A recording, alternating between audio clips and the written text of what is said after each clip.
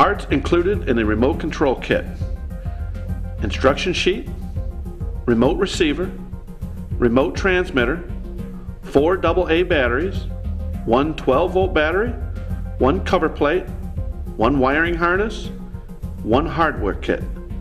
Insert 4 AA batteries into the remote receiver. Insert 1 12-volt battery into the remote transmitter. Remove bottom louvers. If unit is equipped with jumper wire, remove and discard. Note, the jumper wire is located on front or rear terminals of the gas control valve. Connect 1 wire from the remote receiver to the terminal marked TP/TH on the gas control valve. Connect the remaining wire from the receiver to the terminal marked TH of the gas control valve. Attach the white slide selector button to the receiver.